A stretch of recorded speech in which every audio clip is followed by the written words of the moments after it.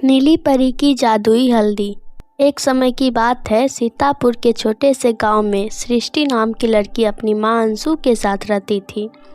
वैसे तो सृष्टि में कोई कमी नहीं थी, लेकिन सृष्टि थोड़ी रंग की सांवली थी, जिस वजह से बच्चे उसको मजाक उड़ाया करते थे। गांव के सभी बच्चों के तरह सृष्टि भी दिन पर दिन बड़ी होती जा रही थी और उसकी माँ उसके लिए लड़का ढूंढ रही थी। गांव के सभी लड़कियों के शादी देखकर सृष्टि भी अपनी शादी वैसे ही करवाना चाहती थी, जैसे गांव में सभी लड़कियां हल्दी का फंक्शन अलग, मेहंदी का फंक्शन अलग करवाते थे।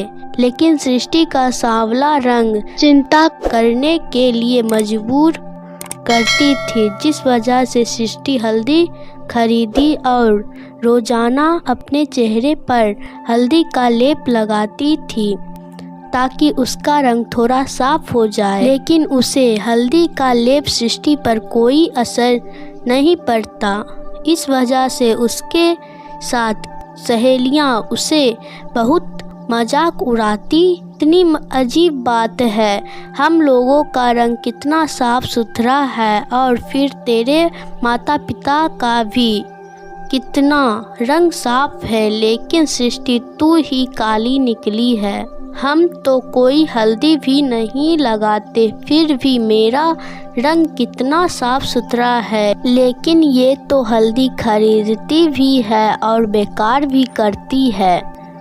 लेकिन एक बात तो है सृष्टि, चाहे दिन भर क्यों ना हल्दी लगाकर रख ले, फिर भी गोरी नहीं हो पाएगी। अगर यही हाल रहेगा तो सृष्टि चाहे कितनी भी हल्दी लगा ले, अपनी शादी तक तो गोरी नहीं हो पाएगी और फिर ससुराल वाले भी इसकी हमारी तरह मजाक उड़ाएंगे। सृष्टि अपनी सहेलियों को ऐसी बातें सुनकर वह अक्सर दुखी हो जाया करती। ऐसे ही कुछ समय बीत जाता है और कुछ समय बाद उसके माता पिता उसके लिए एक बहुत ही अच्छा लड़का ढूंढ लेते हैं और उसका रिश्ता पक्का हो जाता है। सब लोग बहुत खुश थे, लेकिन सृष्टि उदास थी। वो इसलिए ऐसे क्योंकि उसको पता था कि उसका रंग कभी भी साफ नहीं होने वाला। ये सोचकर सृष्टि परेशान हो रही थी, पर सृष्टि को इस तरह परेशान देखकर उसकी माँ आती है और कहती है, क्या हुआ बेटा, तुझे ये रिश्ता पसंद नहीं क्या? हमने तेरे लिए इतना अच्छा लड़का ढूंढा है, लेकिन तू मुँह लटका कर यहाँ पर अकेले क्यों बैठी हो?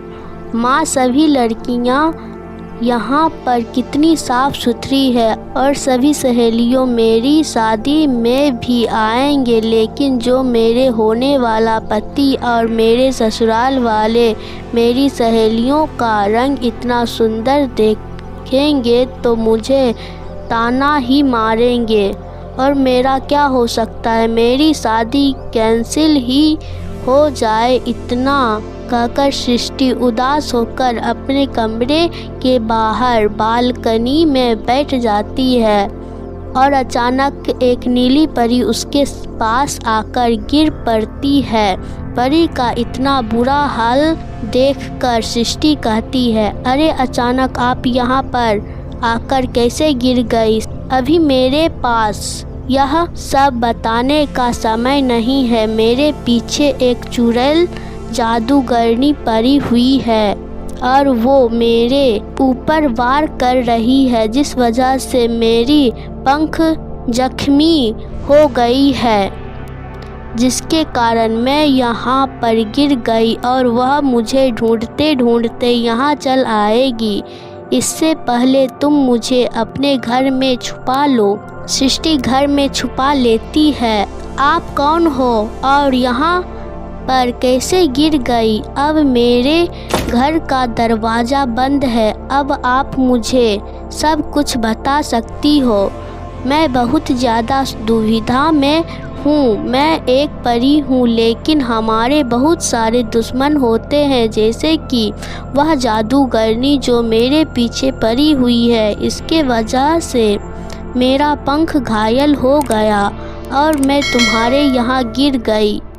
मैं आपके लिए क्या कर सकती हूँ और मैं आपको कैसे बचा सकती हूँ? कृपया करके मुझे बताएं। मेरे पास बहुत सारी शक्तियाँ हैं। तुम मेरे पंख ठीक कर दो और इस पर पट्टी बांध दो ताकि मैं उड़ सकूं और मैं अपने आप को खुद बचा सकती हूँ, लेकिन तुम बस मेरे पंख ठीक कर दो।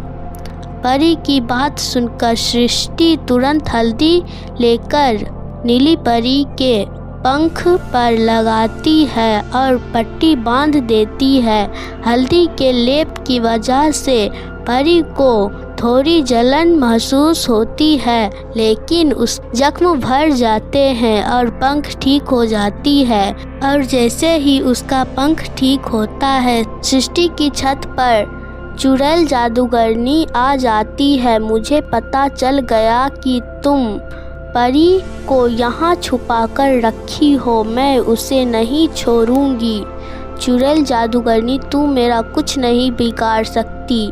मैं बिल्कुल ठीक हूँ। अब नीली परी अपनी शक्तियों से चुड़ैल जादूगरनी को वहीं पर मार देती है और सृष्टि से कहती है, सृष्टि, अगर तुम ना होती तो यह चुड़ैल जादूगरनी हमें मार ही देती। मैं तुम्हारी मदद करना चाहती हूँ। इतने ही समय में तुम्हें बहुत उदास बैठा देखा है। मैं जानती हूँ तुम अपने रंग से परेशान हो। मैं तुम्हें कुछ देना चाहती हूँ। नीली परी उसे चंदन का लेप देती है। यह जादुई चंदन का लेप है। इसे लगाते ही तुम्हारा रंग साफ सुथरा हो जाएगा। अभी तुम्हारी शादी में 1 हफ्ता बाकी है, तब तक तुम बिल्कुल साफ सुथरी हो जाओगी। तुम्हें कोई चिंता करने की ज़रूरत नहीं है। परी का दिया हुआ जादुई चंदन का लेप सृष्टि रोजाना चेहरे पर और शरीर पर लगाती है। पूरे 1 हफ्ता लगाने पर उसका रंग एकदम साफ सुथरा हो जाता है और वह बहुत सुंदर दिखने लगती है।